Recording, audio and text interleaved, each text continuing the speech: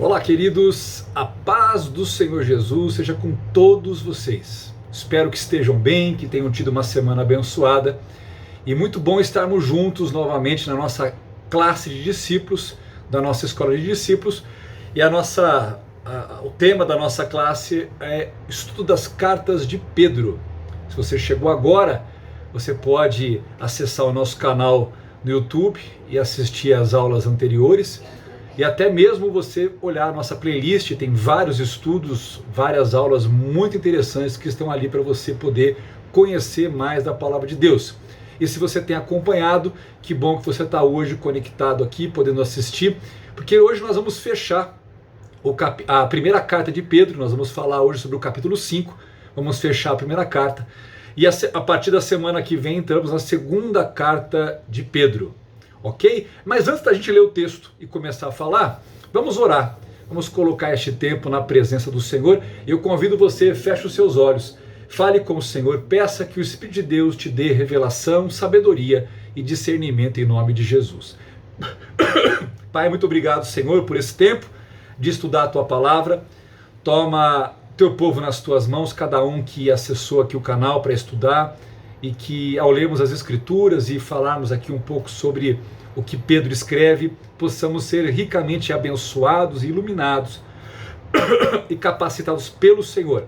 Graças te damos, ó Deus, pela Tua Palavra que é viva, santa, poderosa e bendita e transformadora de corações, transformadora de mentes e, acima de tudo, transformadora de vidas e de histórias. Assim eu oro e te agradeço em nome de Jesus. Amém e amém. Queridos, eu vou ler todo o capítulo 5 porque ele é muito curto, ok? Mas ele, apesar de ser um capítulo curto comparado aos outros, ele é muito rico no conteúdo que temos a analisar.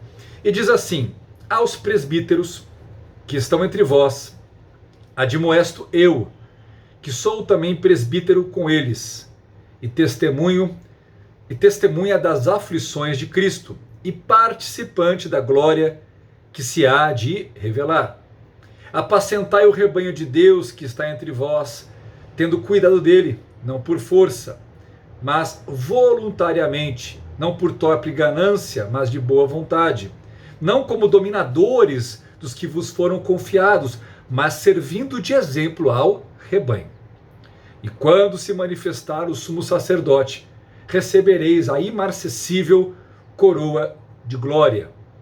Semelhantemente vós, jovens, sede submisso aos mais velhos, e cingi-vos de todos de humildade, um para com os outros, porque Deus resiste aos soberbos, mas dá graça aos humildes. Humilhai-vos, portanto, debaixo da potente mão de Deus, para que a seu tempo vos exalte. Lançai sobre ele toda a vossa ansiedade, porque ele tem cuidado de vós. Sede sóbrios, vigiai. O vosso adversário, o diabo, anda em derredor, rugindo como leão, buscando a quem possa tragar.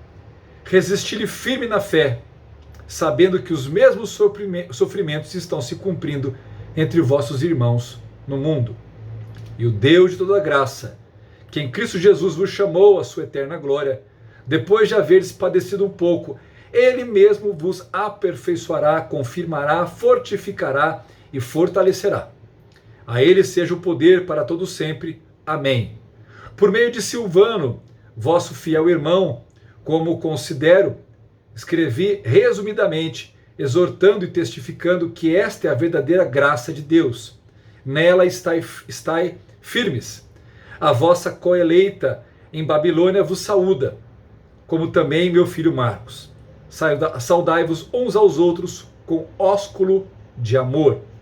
Paz seja com todos vós que estáis em Cristo. Amém, queridos? Glória a Deus por essa palavra.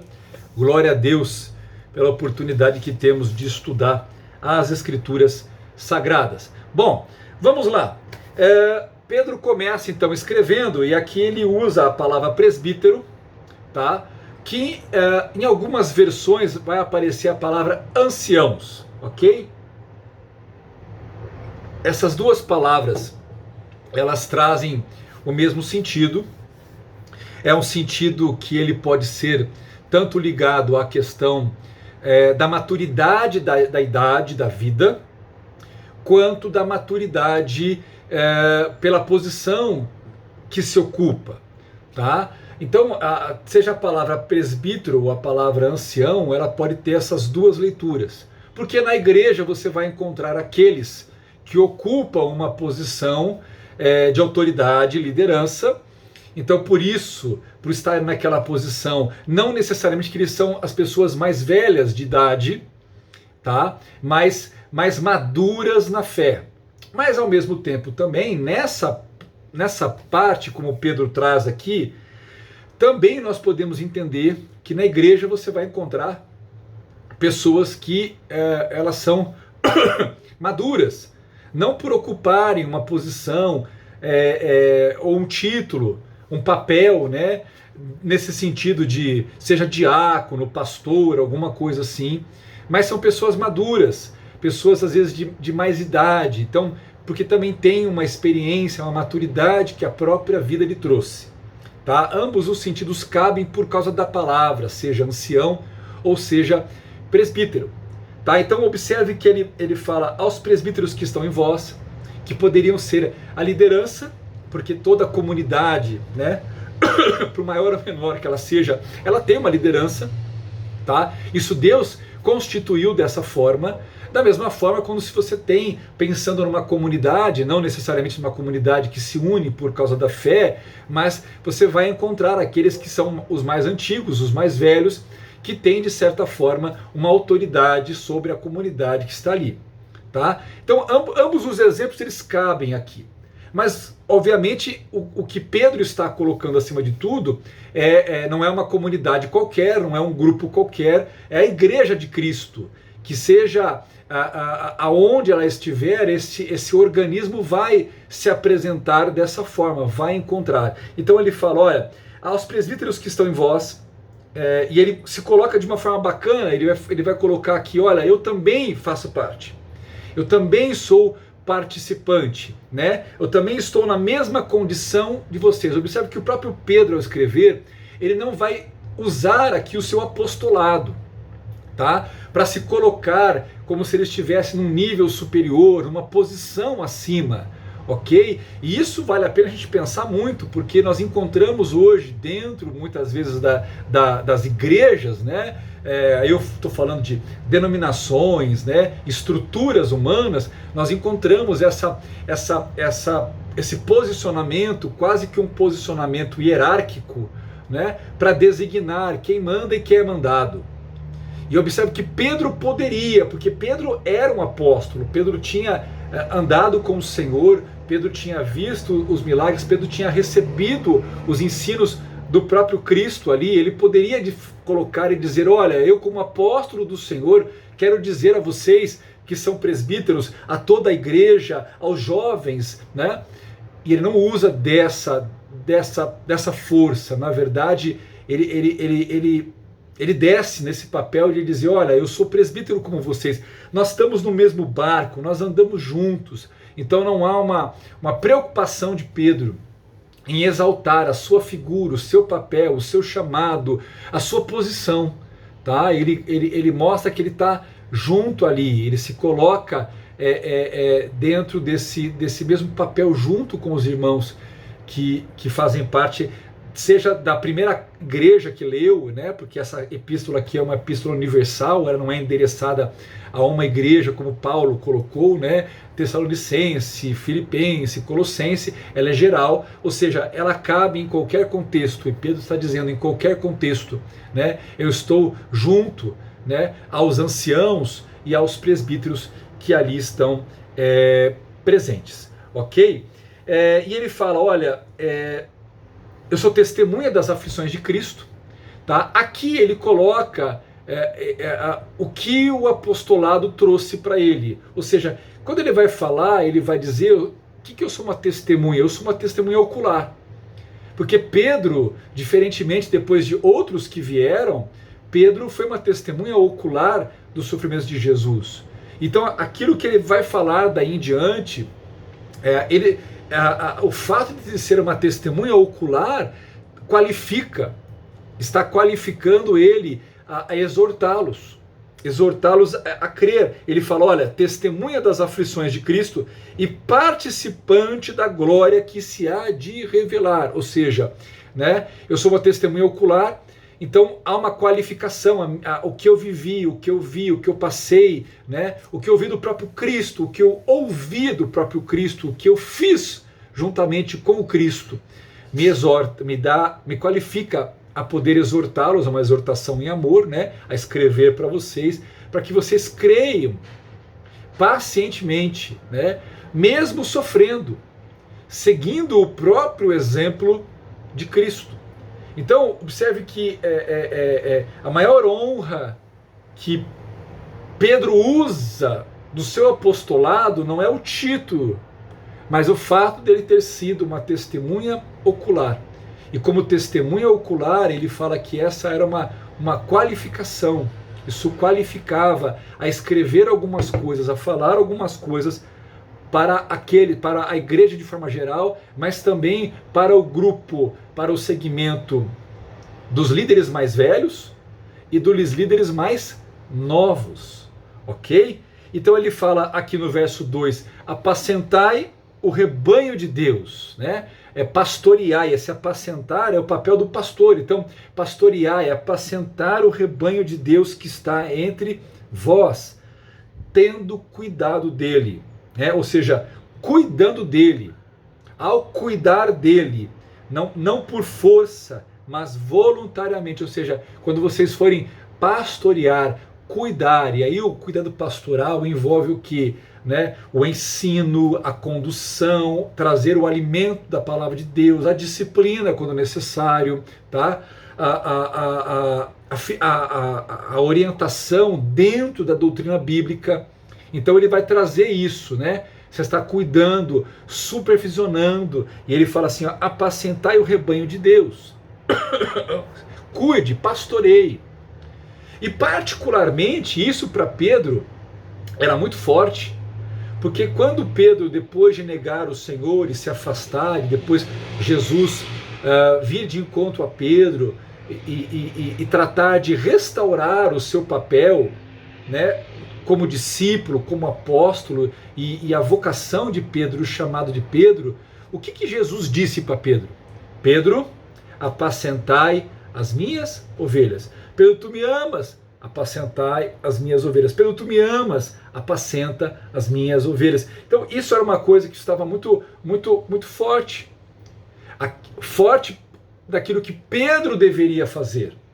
E agora ele convida os anciãos, os presbíteros, para compartilhar com ele, para ter exatamente como Cristo falou com ele, eles entendessem que Cristo estava colocando sobre eles o mesmo dever de apacentar as ovelhas. E aí ele fala, ele vai trazer algumas coisas, né, das ovelhas que estão entre vocês, tá?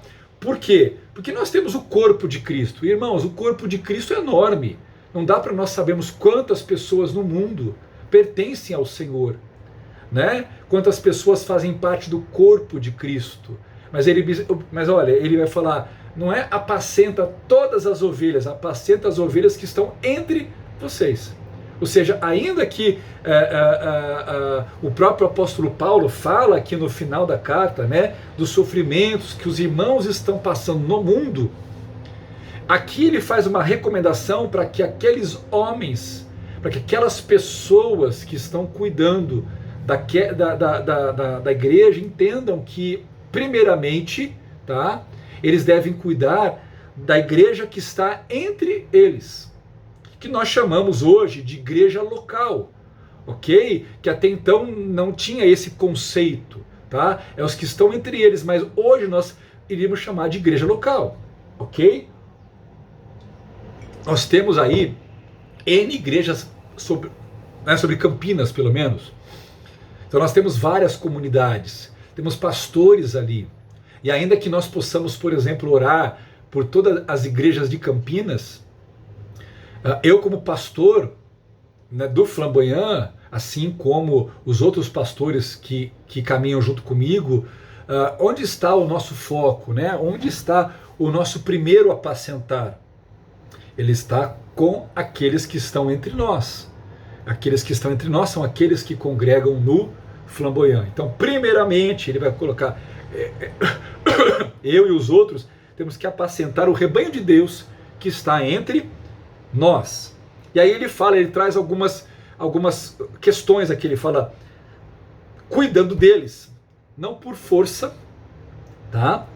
Mas voluntariamente, ou seja, por força seria por obrigação, tá?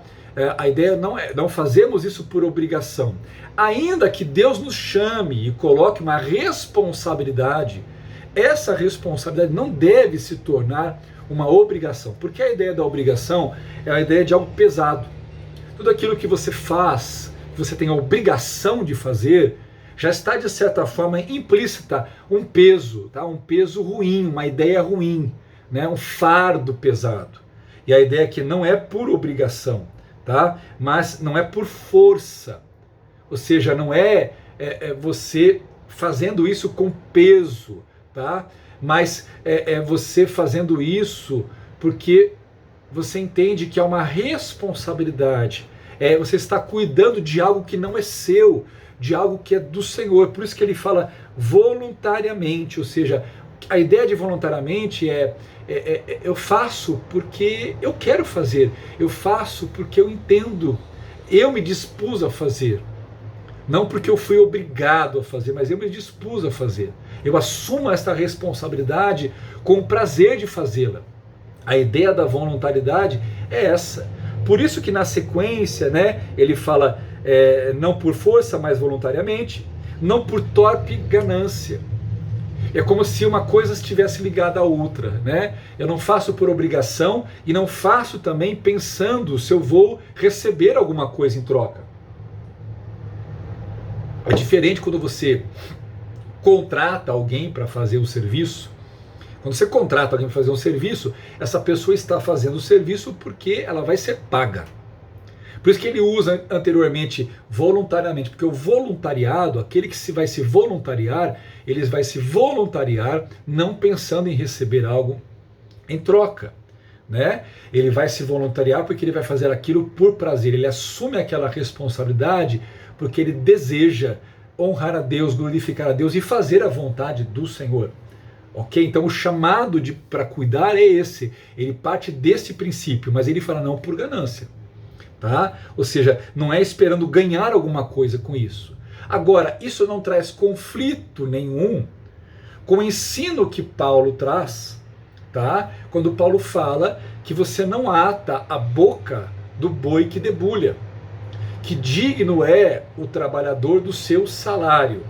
Ou seja, o que Paulo vai dizer? Paulo vai dizer assim, olha, aquele que está se dedicando completamente à obra, aquele que está deixando, né, de fazer as coisas que competem às obrigações da vida, principalmente as questões de trabalho e de remuneração, que esses então possam, né, ser cuidados, porque já que eles estão numa posição onde basicamente o que eles estão fazendo é apacentar ou cuidar do rebanho de Cristo, e não é porque eles querem receber alguma coisa, mas nada mais legítimo que a própria comunidade venha ajudá-los, que a própria comunidade possa servi-los de maneira em que eles não tenham que se preocupar com isso, né? De maneira que eles estão sendo supridos materialmente, para que eles possam se dedicar integralmente ou de todo o coração, sem nenhuma preocupação, à igreja, àqueles que estão entre eles. Então observe que um ensino não conflita com o outro, tá? Porque ele fala, olha, o propósito de você apacentar, o propósito de você pastorear, o propósito de você estar cuidando de um rebanho, de você estar cuidando de vidas, não é pensando o que você pode ganhar com isso, mas a partir do momento que você está se dedicando, e essa dedicação te leva a integralmente estar cuidando ali ao ponto que você não pode cuidar de outras coisas inerentes à tua vida, nada mais justo que você tenha, que você receba por isso, nada mais justo que você tenha que venha disso o teu sustento para que você possa se manter, porque a ideia é ninguém vive de vento, ninguém vive de ar, ninguém se tornou espírito para não ter necessidades. Então, que não seja o teu coração em fazer disso um ganho, mas também que a própria comunidade possa ver o teu empenho, o teu trabalho,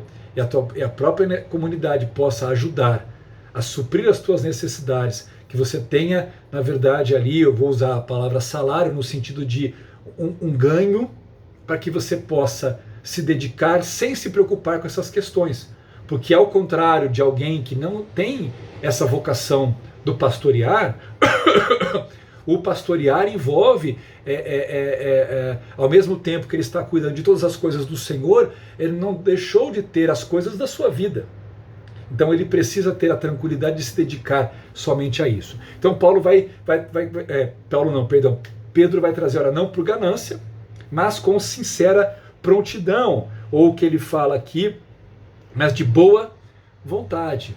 Ou seja, o meu coração não está nisso, apesar que eu preciso disso, isso faz parte da vida de todos, tá? Eu faço pelo motivo, né, correto, eu faço de boa vontade, porque eu quero honrar a Deus, bendizer o Senhor, né? Eu estou pronto a oferecer isso de bom coração, tá? De bom coração, ok? E aí fala também, não como dominadores, tá? A ideia é que, assim como a ideia poderia ser, eu estou fazendo isso porque eu estou ganhando dinheiro, ou seja, eu uso de forma errada isso, então a ideia da ganância. E agora ele traz a ideia de que o fato de estar nesse papel te traga uma ideia de domínio, te traga uma ideia de um orgulho, né? Você achar que você é o rei da cocada, que você é a última bolacha do pacote. E infelizmente, irmãos, há líderes que acabam deixando isso entrar no seu coração. E de vez eles apacentarem, cuidarem do rebanho de Cristo, eles passam a dominar. Eles passam, porque gera-se um orgulho. Eu sou o pastor fulano, eu estou à frente, eu sou autoridade. E aí a pessoa começa a se relacionar com o corpo não de uma forma saudável, mas como se ele fosse um chefe que manda, que as pessoas têm que obedecer, que a sua palavra se torna lei. Irmãos, eu conheço N lugares onde, infelizmente, os líderes se ensoberbeceram, que o orgulho tomou conta, e essas figuras são quase como semideuses dentro das suas comunidades. O que eles falam é quase lei, e se alguém questionar, se alguém perguntar, se alguém não concordar, essas pessoas elas sofrem quase que as pragas do Egito sobre elas, né? Elas sofrem tremendamente perseguição, são caluniadas, são quase que tratadas como se elas fossem fora da fé, como se elas tivessem um espírito de rebelião. E não é bem por aí, porque o próprio apóstolo Paulo, quando falou sobre isso, o próprio apóstolo Paulo disse, olha, ele disse que ele exaltou os bereanos, porque os bereanos, ao ouvirem a pregação de Paulo, os bereanos iam o quê? Olhar as escrituras, ver se estava correto.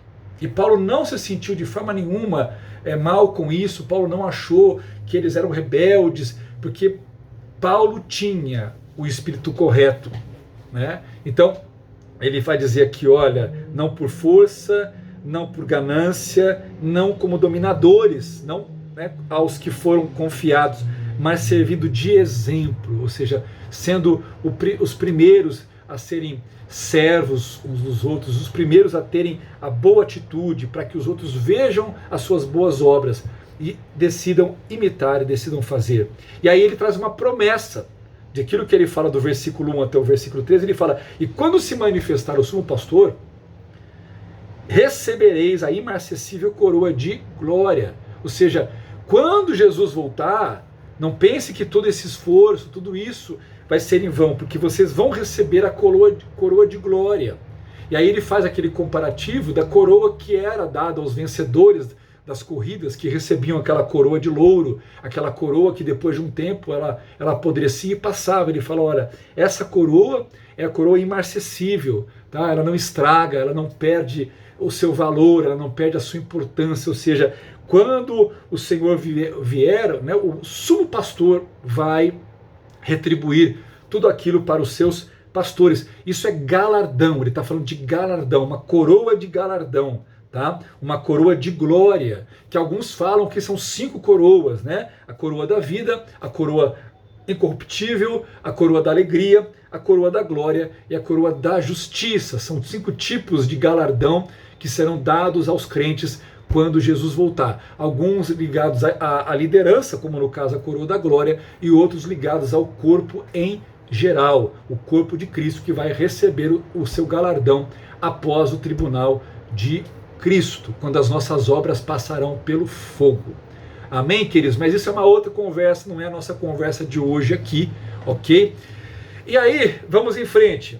Verso 5, ele fala: semelhantemente vós, jovens, sede submissos aos mais velhos. Precisamos entender também essa questão de jovens submissos aos mais velhos, porque essa palavra jovens aqui, ele não está, como ele usa a palavra presbíteros ou anciãos, ele não está falando aqui, gente, apenas de uma questão ligada a jovem de idade. Assim como eu disse que ancião teria também um respaldo, tá? Aqui também há um respaldo dos jovens, dos mais novos, dos mais moços, tá? Mas também isso também está ligado aos diáconos. Tá? O diácono na igreja sempre teve uma função de serviço muito grande. Então era comum que os diáconos na igreja fossem os homens mais velhos, os homens mais novos, as pessoas mais novas. Tá? Enquanto a ideia de governo, né, do mestre da igreja era dado não aos neófitos, não aos mais novos, mas aos mais velhos. Ok? Até porque há uma ideia de não coloque um neófito numa posição de liderança, porque ele pode cair no pecado do diabo, que é do orgulho. Ok? Então a ideia é que um líder, uma pessoa quando assume uma posição de liderança, principalmente uma posição de um ofício de governo sobre a igreja, tá? Que ele já tenha caminhado, que ele já tenha uma maturidade, para que ele não seja um líder neófito e ele não venha cair em orgulho, no pecado do orgulho. Ok? Então esse vós jovens aqui, ele vai falar dos mais velhos aos mais novos, e sim, isso é necessário, tanto que nós falamos, se você voltar às nossas aulas, você vai ver que o capítulo 2, ele fala muito sobre isso, né? Sobre o sujeitar-vos uns aos outros, o submeter-vos uns aos outros, ele traz isso, ele vai colocar a mesma questão, os mais jovens serem submissos aos mais velhos, tanto numa forma de idade, pela experiência e maturidade, tá? Mas aqui, principalmente, também a ideia, o contraponto daqueles que estão no ofício de governo na igreja, tá? Com aqueles que são mais novos, que estão no ofício de trabalho e de servir. Ou seja, a ideia é que, como ele coloca assim, os mais jovens, como os diáconos, tá? Se submetam aos mais velhos, que são os anciãos, os presbíteros. Tá? E aí ele fala, e cingi-vos todos, aí, ou seja, toda a igreja venha se cingir de humildade uns para com os outros. Então observe, a ideia do corpo de Cristo é que ninguém se veja melhor do que ninguém se veja acima de ninguém, todos entendam o quê? Que todos são iguais e todos devem, né, ser humildes uns para com os outros, mas entendendo que existem papéis que Deus estabeleceu daqueles que estão em governo e daqueles que não estão em governo. Para que aqueles que não estão, às vezes mais novos, entendam que haverá um tempo para eles, mas por enquanto eles têm que submeter, até que eles estejam nesse papel que outros estão, que eles saibam se submeter, se sujeitar àqueles que são mais velhos, inclusive aqueles que são líderes dentro da própria comunidade. E aí ele fala uma coisa interessante. Ele vai dizer, porque Deus resiste aos soberbos. A ideia é que se eu não me submeto à liderança que está ali, no fundo eu não me submeto nem ao Senhor. Porque porque na verdade há uma soberba em mim. Há uma soberba que me impede de me submeter aos líderes. Então na verdade, eu também não me submeto ao Senhor, porque toda autoridade foi estabelecida pelo Senhor. Então ele vai trazer essa questão aqui para mostrar a muitas pessoas que adoram, né? Ah, eu sou crente, eu vou na igreja, isso, aquilo, mas elas não querem submeter a uma liderança pastoral. Elas não querem se submeter ao seu pastor. Elas não querem se submeter ao que ele fala, ao que ele, a correção que ele traz, ao ensino que ele traz. O que é isso, irmãos? Isso é a soberba. É a soberba dessa pessoa que ela resiste a liderança que o Senhor estabeleceu ali. E isso eu estou falando, não se tem um líder que está ensinando algo errado, que está mandando fazer algo errado, mas muitas vezes o próprio fato dessa liderança colocar, dessa liderança querer tratar a vida dela, querer acompanhá-la, expor o que está errado, você vê uma grande resistência. Por quê? Porque são pessoas, na verdade, que elas não têm humildade. Então elas são soberbas. Aí o texto fala, Deus resiste aos soberbos, mas dá graça aos humildes. Sabe quem falou isso? Tiago falou isso. Se você for em Tiago capítulo 4, versículos 6 e 7, Tiago fala a mesma coisa. Tiago diz a mesma coisa, tá? Que os exaltados serão abatidos, os humilhados serão exaltados. Por que ele fala lá? Porque Deus dá graça aos humildes, mas Deus resiste aos soberbos. E aí ele fala então, né, como uma consequência do que ele fala aqui no final do versículo 5, ele traz então o exercício. Então fala, humilhai-vos. Então vocês se humilhem debaixo da potente mão de Deus. E observe assim, debaixo da potente mão de Deus é assim, você se humilha diante do Senhor, mas você também sabe se humilhar no sentido de ser humilde em reconhecer as autoridades que Deus estabeleceu sobre a sua vida. Então, humilhai-vos, portanto, debaixo da potente mão de Deus, para que a seu tempo vos exalte. Não tem ninguém, queridos, que não se humilha e que é exaltado. Existem pessoas que querem se exaltar, elas se exaltam, elas querem mostrar o quanto elas sabem, o quanto elas podem, o quanto elas fazem, o quanto elas isso e o quanto elas aquilo. Tem um monte de gente dentro da igreja assim. Porém, não é isso que o texto diz.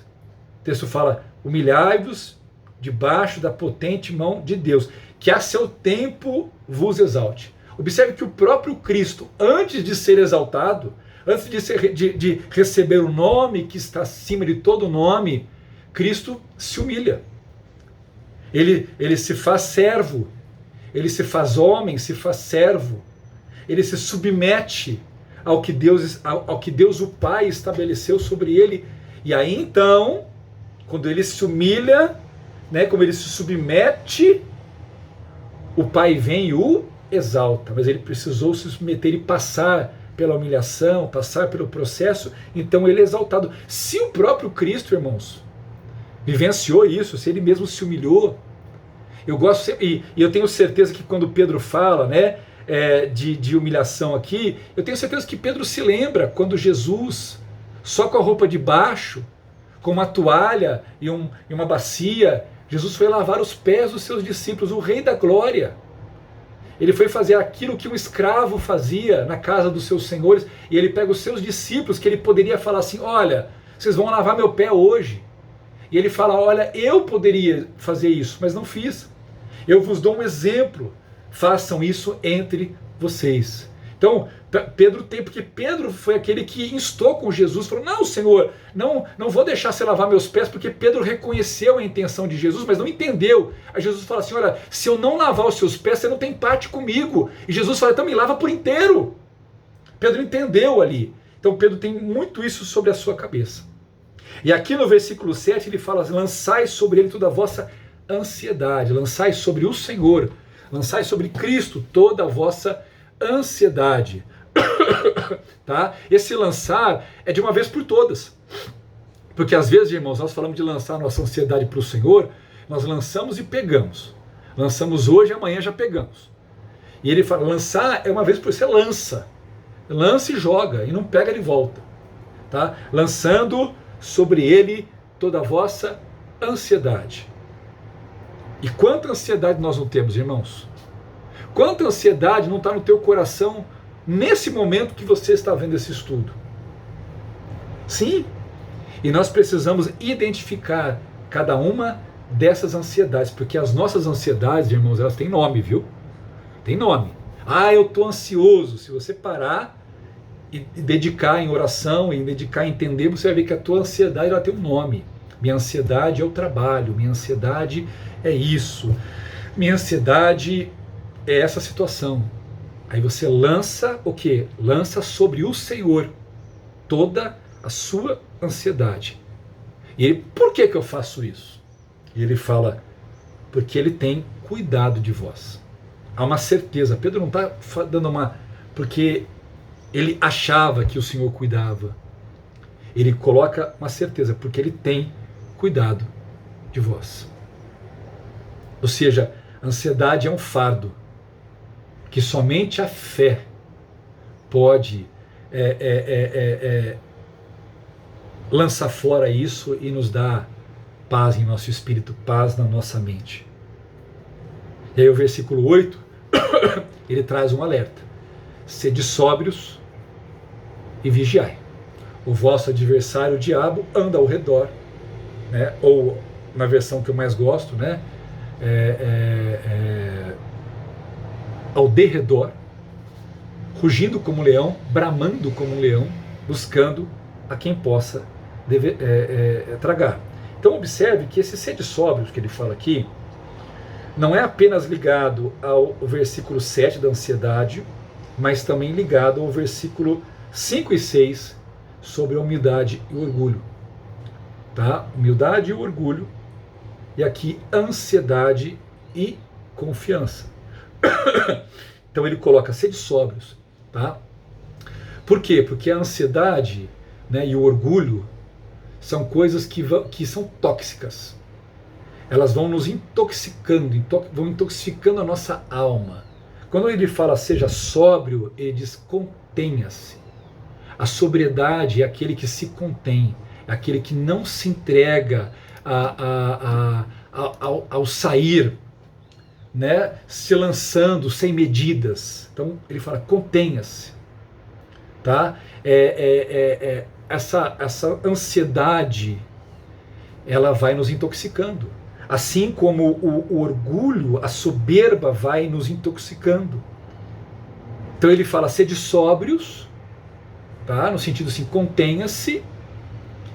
E como é que eu vou cuidar para que esse se conter não me traga uma falsa segurança? Ele fala, vigiai. Eu preciso vigiar, cuidar, estar atento. Vigiai. Vigiai contra quem? Vigiai contra o vosso adversário. Seja vigiando, para que ao me conter, eu não crie uma falsa imagem de humildade, mas que é orgulho, uma falsa imagem de ansiedade, de confiança, mas na verdade é uma ansiedade por detrás. Uma ansiedade que eu mascaro com a minha cara, mas que dentro eu estou fervendo. Ele fala, não, vigiem. E aí ele fala, vigiem porque o vosso adversário, o diabo, anda em derredor. Ou seja, vigie com a questão do orgulho, vigie com a questão da ansiedade, porque o inimigo está ao derredor. A ideia do derredor, não sei se você já assistiu aqueles filmes, aqueles documentários de animais, né, tipo Nat Geo, Discovery, que mostra lá, na África principalmente, os animais vão andando, né, fazendo aqueles até chegar nas áreas onde tem rio, que tem lagos, que tem lugares de água, de descanso, e você vê ali os leões, eles ficam o quê? Só de longe, eles vão só acompanhando. E acompanhando, eles estão de olho, porque eles sabem que tentar pegar um animal que está atento talvez é impossível, porque ou esse animal vai revidar ou esse animal vai fugir com antecedência. Então o que eles fazem? Eles ficam ao derredor, só observando. Aí eles vão observar se tem algum animal que está machucado, algum animal que está mancando, se tem algum animal que está desatento e se afastou do grupo, se tem algum animal, por exemplo, que é filhote ainda, porque eles sabem que o animal ferido não corre direito, eles sabem que um animal jovem não tem força para conseguir fugir deles, eles sabem que um animal desatento eles conseguem cercar. Então isso é uma referência para que aquilo espiritualmente aconteça. Então, o inimigo fica muitas vezes ao nosso derredor. E ele vai vendo a ansiedade intoxicando o nosso coração, ele vai vendo o orgulho, a soberba intoxicando a nossa alma.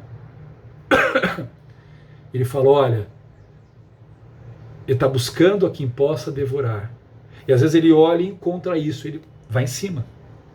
Vai em cima, alimentando, tentando fazer com que sejamos devorados.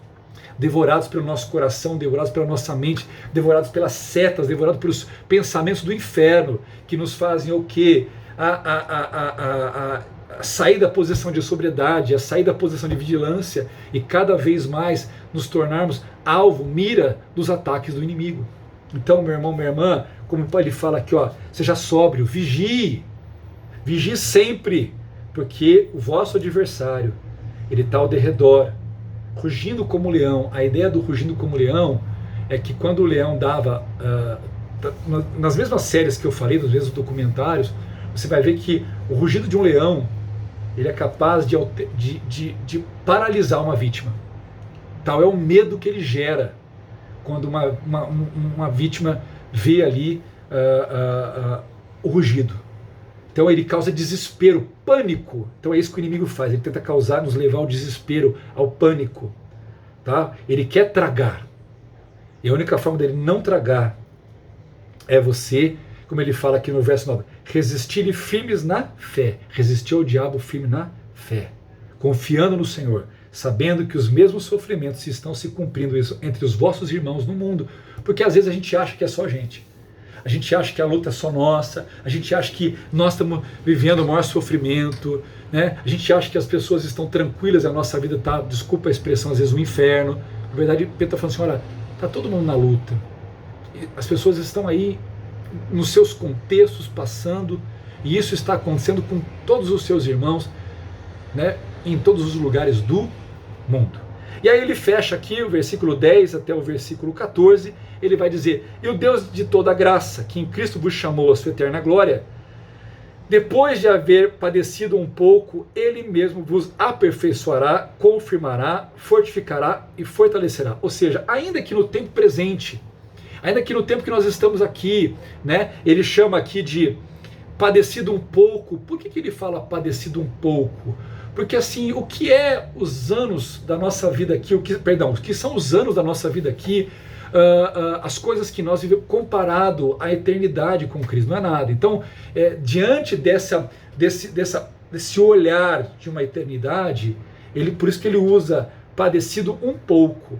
Não é que você teve um probleminha tranquilinho e depois você não teve mais problema, mas que mesmo que a nossa vida possa ser cheia de aflições, como Jesus disse que seria, tudo que padecemos nos nossos anos de vida aqui é pouco comparado ao que está reservado para nós, naquilo que nós chamamos de eternidade, mas é uma eternidade com Cristo. Aí ele fala, e ele mesmo vos aperfeiçoará. Isso tem dois sentidos, que enquanto estamos caminhando aqui, ele vai terminando a boa obra, porque aquele que começou vai terminar a obra. Então terminar a obra não é chegar um dia e terminar, ela vai sendo constantemente havendo um trabalhar até que um dia essa obra vai ser finalizada. Então ele fala, olha, aperfeiçoará, confirmará, fortificará, fortalecerá. São as obras do Senhor que são feitas em nós, dia após dia, mas haverá um dia que essa obra vai ser completa, vai ser finalizada. Haverá um dia que a obra terminou, estamos prontos, estamos totalmente agora restaurados, glorificados, à semelhança de Cristo. Haverá um dia que isso vai acontecer, mas cada dia, até esse dia, né, o Senhor continua aperfeiçoando, confirmando, fortalecendo, né, e fortificando a nossa vida. Aí ele fala aqui, o verso 11, é uma palavra de adoração, né, diante de tudo isso ele fala, a ele seja o poder para todo sempre. Amém. E amém mesmo, gente. Amém. E verso 12, ele é por meio de Silvano. Silvano é Silas, tá? Em algumas versões aparece a palavra Silas, vosso fiel irmão. Foi por quem ele escreveu e enviou a carta, tá? essa carta ele fala de exortar e testificar, porque essa carta foi sendo lida para fortalecer, para testificar no coração das igrejas por onde essa carta passou, tá? Depois ele fala, nela estáis firmes, nela o quê? Nessa graça que ele cita, né? A graça de Deus, fiquem firmes na graça de Deus. E aí ele cita aqui a coeleita em Babilônia, tá? Não era a cidade da Babilônia, tá? Mas a região, alguns falam que isso seria Roma, pouco provável, porque nessa época haviam poucos romanos, poucos judeus e até poucos cristãos ainda em Roma, tá? Não que seja totalmente improvável, mas menos provável. Mas a região ali da Mesopotâmia, a região ali, a igreja havia florescido muito. Então pode ser que até mesmo na região ali onde antigamente estava a Babilônia, que agora está toda debaixo do Império Romano, tá? Talvez ele esteja falando de toda a comunidade dos discípulos de Cristo que viviam ali, tá? Então, olha, recebam a saudação, tá? Desses irmãos, como também de meu filho Marcos. Se eu não estou enganado, esse aqui é João Marcos, aquele que deu confusão com Paulo lá atrás, tá? Que acabou até criando uma separação entre Paulo e Barnabé, mas agora esse é um outro momento, tá? E Marcos, pelo que dá a entender no texto, ele está junto com Silas, tá? Eles estão juntos à frente de uma comunidade, trabalhando ali. Talvez, provavelmente, Silas seja a autoridade maior, Marcos está ali apoiando, tá?